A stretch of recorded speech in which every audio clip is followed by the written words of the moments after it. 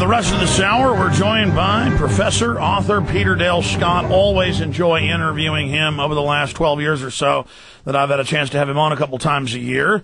And Peter Dale Scott is a Canadian poet and former English professor at the University of California, Berkeley. And he has been an advisor to, the bio is so long, it would take hours to go over all of his literary works, his investigations, into government drug trafficking, into the deep state, the shadow government, the true ruling elite. He has got a new book out right now, always out there on the forefront of research. And today, I wanted to get his take on the Russia situation briefly, who the true shadow government is, who the deep state is, past Barack Obama, John McCain, George Bush, and the neocons. As we see this police state control grid, the spying apparatus on citizens just growing, expanding, decade after decade, year after year, now really coming to a climax, it seems, and what the deep state wants, where it's going, and ways to stop it. And so I'm very honored to have Peter Dale Scott on with us. Peter Dale Scott, why don't you tell the listeners your own bio, what you think is most important for listeners that don't know who you are, instead of me just picking and choosing what to talk about. Well, first of all, I want to say I'm pleased and honored to be back on your show. And I guess what I want people to know most is that in the last 2 years I've come out with not one but two new books, one called The Road to 9/11, and the other one, a vastly expanded reissue of my first book, The War Conspiracy. And rather than describe them at length, people can just Google for me, and at the very top they'll see Google for Peter Dale Scott. You'll see my website, which is www.peterdalescott.net, and I have a politics page on there that begins with description of these two books. So thank you for giving me a chance to work all that in. Oh, absolutely. Let's get into currently what's happening, just a basic synopsis from your unique perspective, and whether you think the elite is in crisis or whether things are going well for them, and then who that deep state is, who the shadow government are, who controls it, where we're going, what their goals are. Well, because it is a deep state and a shadow government, I'm very much on the outside and just trying to put together clues. But I think that, in a sense, we've had one since World War II, and particularly the decision, there was a kind of mood of panic right after World War II about the Russians, and I remember it.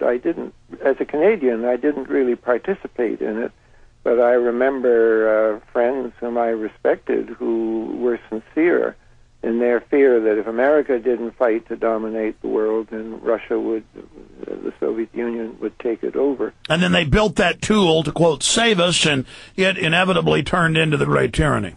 Well, what they did specifically, I'm trying to be hard-edged and narrow in my facts here. They created this special adjunct to they created the Central Intelligence Agency, for one thing, but then they went beyond that. At least the CIA was created by a statute, although the powers it now exercises were not envisaged in that statute. But when they went further and created something called OPC, the Office of Policy Coordination, such an innocent title, but in fact a very heavy agency whose function was defined as the subversion of other governments. Well, if you create an apparatus that's very skilled at subverting other governments, it's not at all surprising if you get some blowback and that one of the governments that's being subverted is our own. And what I refer to as the deep state is its origins are in that it was actually a huge apparatus at one point, larger than the CIA, and eventually was creating many, many problems for America. And then it simply became continuity of government. I know I'm oversimplifying it, and now that's... You're jumping a bit, but yes, to shorten the whole narrative, you began... Well, I don't want to shorten it.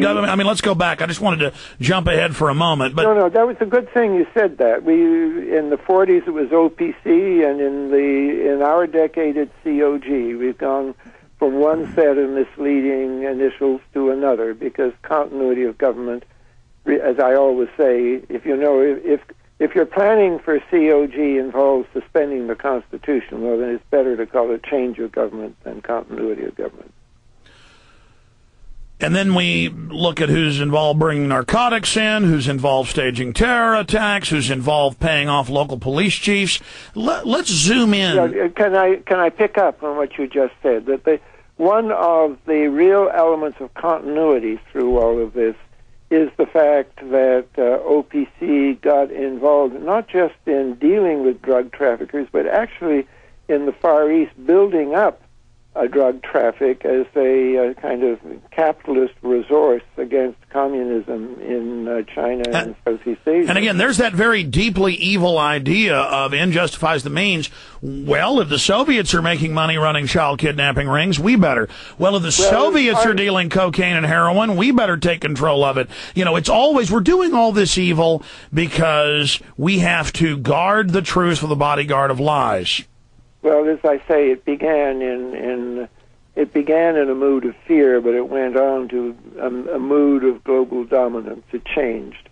At the beginning, it was a question of fear that if we didn't control the flow of opium in Southeast Asia, then the Chinese communists would. Whether that was true or not, I actually doubt that it was, because you know, opium had been such a scourge to China that one of the things that was really motivating the Chinese communists very powerfully was to end the scourge of opium. That had been used by the Western powers to control, to get into China, to then break it up. And let's not forget Skull and Bones, which predominantly founded the CIA in 1947, was founded with opium money out of the Russell. Go far enough back, that's quite true. So we all know it was never good. I mean, they sold the young men that went and joined and murdered and killed and did all this evil to fight communism. But up top, the big boys knew what it was really about. Well, you know, it was an ugly situation in Asia. The communists were doing ugly things too, and as I say, rightly or wrongly, the decision was made. But because it was made in secret, it was never made with rational reassessment. Most, policies of the government are ones which are reassessed from time to time, but the involvement with the drug traffickers was so secret that there was no overview, no reassessment, and it turned Burma, which before the war had not been a major part of the global opium scene. It turned Burma into the major supplier of opium and heroin for the world. And then, ironically, as the Vietnam War scaled down and the Americans pulled out, one of the consequences was that the Burmese opium production also scaled down, and we might have actually been able to lick the heroin problem in the world, except that within a decade, there we were. The CIA was in Afghanistan and helping now to build up opium. Well, to helping to build up is a bit strong, but backing the people who energetically built up opium and heroin production in... Well, you got to have some way to put our young people in prisons and have cops in black uniforms stomping around searching everyone. I mean, you know. It has become part of the social fabric of this country, and particularly, of course, it weighs very heavily on the ethnic populations, blacks and Hispanics. A very high percentage of young blacks are in prison even for possession of, say, crack, which is treated far more punitively because it's an ethnic drug than regular cocaine, which is used by the upper middle class of the white population. Well, and Rush Limbaugh can take 100 Oxycontins a day that's synthetic heroin. That's all right. He doesn't get in trouble. But a young black man or anybody else is found with the cocaine, they're going to go to prison for a very, very long time. And you know, they need slaves in the prisons, I've looked. Well, I'm very worried about this policy just from a national security point of view. Oh, I am too. Yeah. You know, in this country, we have two kinds of Muslims. We have